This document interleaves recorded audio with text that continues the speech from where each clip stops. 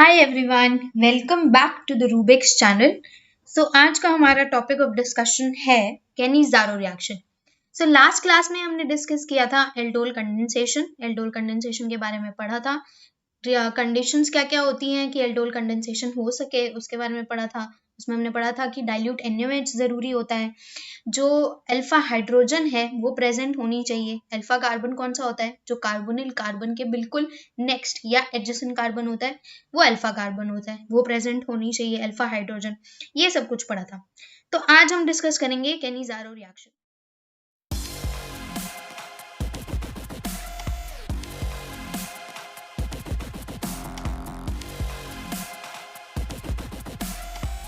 Basically केनी-ज़ारो reaction ना, आप ये समझ सकते हो, ऑपोजिट होता है एल्डोल कंडेंसेशन का। एल्डोल कंडेंसेशन में हमारी रिएक्शन हुई थी in the presence of dilute NaOH, ठीक है। और यहाँ केनी-ज़ारो रिएक्शन में हमारी रिएक्शन होगी in the presence of concentrated NaOH। मतलब यहाँ हम लेंगे कॉन्सेंट्रेटेड NaOH। सो मतलब हम highly basic medium, dilute NaOH means पानी का अमाउंट या एक्वस मीडियम बहुत ज्यादा था, ठीक है, और जो बेस है उसका अमाउंट कम था। कॉन्सेंट्रेटेड कर दिया हमने मीन्स जो बेस है उसका अमाउंट हमने बढ़ा दिया।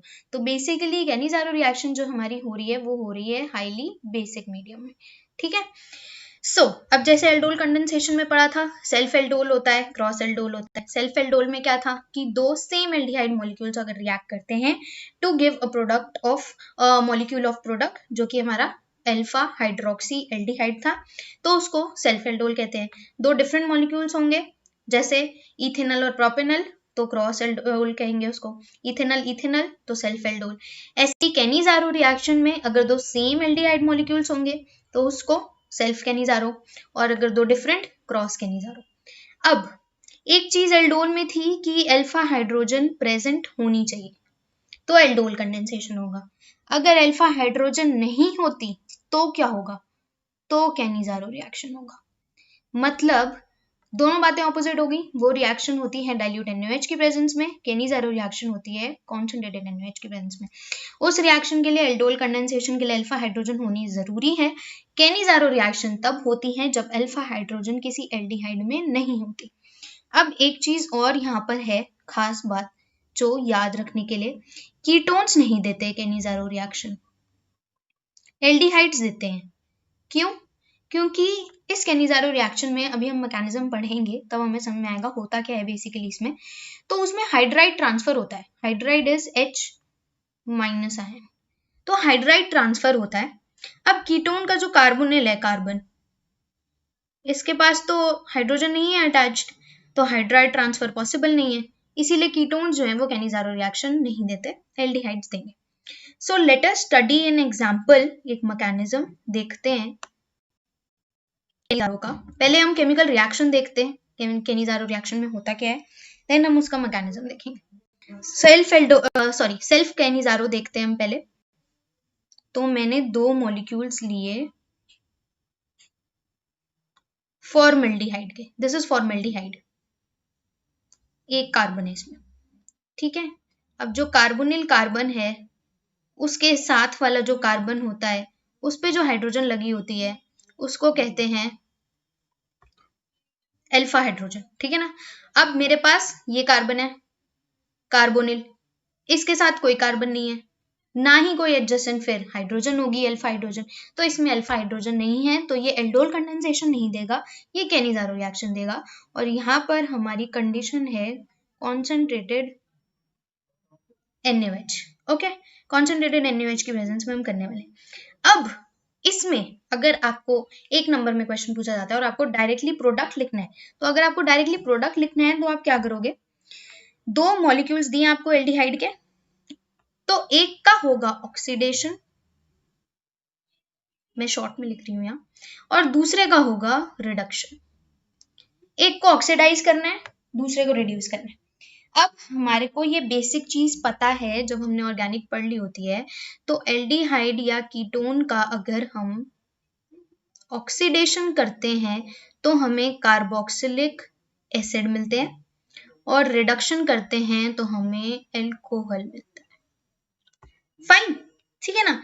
तो अब एल्डिहाइड के दो मॉलिक्यूल्स हैं, एक का ऑक्सीडेशन करूंगी तो कार्बोक्सिलिक एसिड, बट हमारे पास कॉन्सेंट्रेटेड NaOH प्रेजेंट है, तो एसिड बनेगा अगर उसका, वो सॉल्ट में कन्वर्ट हो जाएगा। तो जब मेरा एसिड बनेगा कार्बोक्सिलिक एसिड, वो क्या होगा, COOH, बट OH ना बन के ये बनेगा सॉल्ट, ठीक है, ये सॉल्ट बन गया, ठीक है, कार्बोक्सिलिक एसिड का। और दूसरे मॉलिक्यूल का आपको रिडक्शन कर देना है, तो HCHO का रिडक्शन करोगे तो क्या बनेगा, ये मीथेनल है, मीथेनल का आप, ये मीथेनल है, मीथेनल का आप रिडक्शन करोगे तो क्या बनेगा, मीथेनॉल बन गया। तो एक मॉलिक्यूल का क्या करना है, आपको ऑक्सीडेशन करना है, ऑक्सीडेशन करके आपको उसका सॉल्ट फॉर्म लिखना है, क्योंकि हमने NaOH कॉन्सेंट्रेटेड ले रखा है। दूसरे का आपको रिडक्शन कर देना है, रिडक्शन करोगे तो क्या बनेगा, alcohol, same number of carbon, carbon के नंबर को हमने नहीं छेड़ना, ठीक है। तो जिस रिएक्शन में ऑक्सीडेशन और रिडक्शन दोनों हो उसको रिडॉक्स रिएक्शन कहते हैं, और दूसरा उसको क्या कहते हैं, डिस्प्रोपोर्शनेशन, इसको डिस्प्रोपोर्शनेशन रिएक्शन कहते हैं। तो बेसिकली कैनिज़ारो रिएक्शन में डिस्प्रोपोर्शनेशन होता है। ओके, चलो अब इसका हम मैकेनिज्म देखते हैं, ठीक है। तो पहला मॉलिक्यूल जो है मेरे पास एल्डिहाइड का, वो है ये, और मुझे पता है कि ये CO बॉन्ड जो है, ये वाला CO बॉन्ड, ये पोलर है, ठीक है, इसके ऊपर डेल्टा माइनस, इसके ऊपर प्लस, क्योंकि ऑक्सीजन इज मोर इलेक्ट्रोनेगेटिव। और कार्बन और हाइड्रोजन का बॉन्ड उतना पोलर नहीं है, क्योंकि कार्बन और हाइड्रोजन की इलेक्ट्रोनेगेटिविटी ऑलमोस्ट सेम होती है। तो C डबल बॉन्ड O जो है हमारा, ये पोलर है, फाइन। अब मैंने डाला NaOH concentrated, NaOH is a strong base, it will provide OH minus ions, so OH minus is a nucleophile, negatively charge है तो नेगेटिव पॉजिटिव को ढूंढेगा, सो इट इज न्यूक्लियोफाइल। अब ये रहा पॉजिटिव जिसको ये ढूंढेगा, तो ये यहां से इस कार्बन पे करेगा अटैक, और ये वाला बॉन्ड यहां से यहां शिफ्ट, तो क्या बनेगा,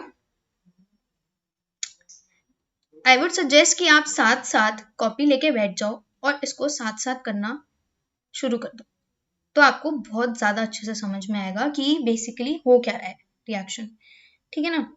ये हो गया मेरा OH, ये बन गया, ये पहला स्टेप, ठीक है।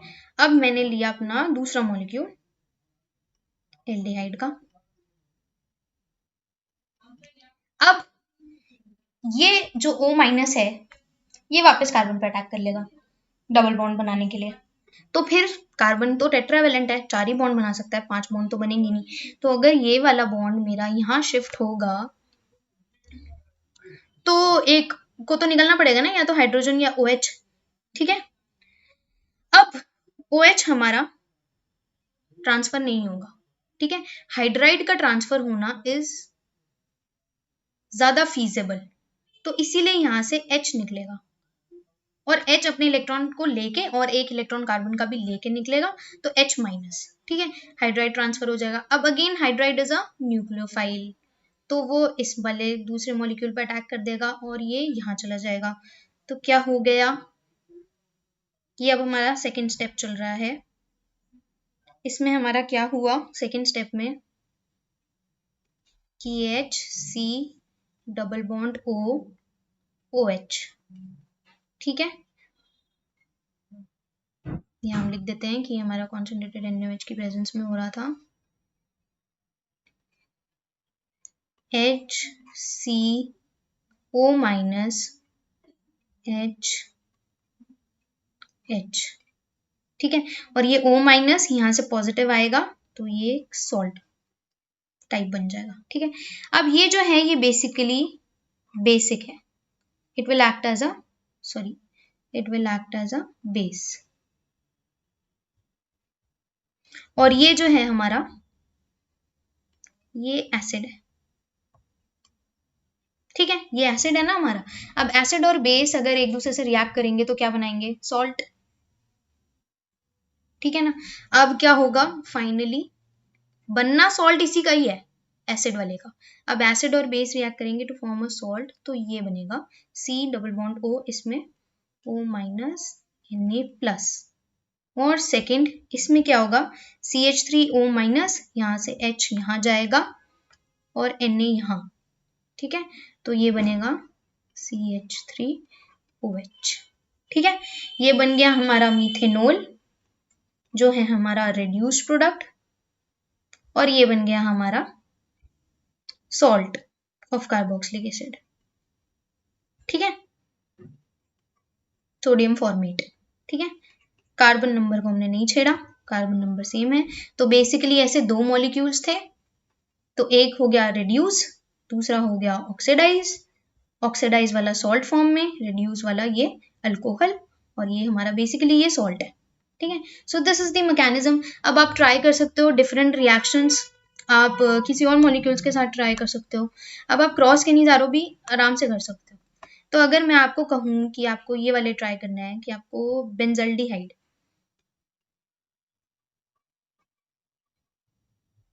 के साथ ट्राई करना है, तो बेसिकली बेंजल्डिहाइड है क्या, C6H5CHO।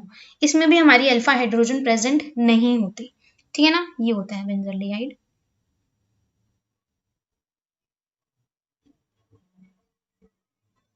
देखो इसमें भी अल्फा हाइड्रोजन नहीं है, इस कार्बन पे एक भी हाइड्रोजन नहीं है, ठीक है, क्योंकि ये बॉन्ड होगा यहाँ पे डबल, एक डबल बॉन्ड यहाँ, एक डबल बॉन्ड यहाँ, ठीक है ना। तो ये भी क्या अंडरगो करेगा, केनिजारो रिएक्शन। तो इसकी सेकेंड मॉलिक्यूल ऑफ बेंजल्डिहाइड के साथ ही आप ट्राई करके देखना। And if you face any issues तो आई वुड सजेस्ट कि आप हमारे चैनल रूबेक्स को विजिट करो, वहां पर आपके सारे डाउट्स क्लियर कर दिए जाएंगे, and then you can schedule a live class जहाँ पे फिर आपको ये रिएक्शन डिटेल में एक्सप्लेन की जाएगी। Okay, so thank you very much. Stay safe, stay healthy. Bye bye.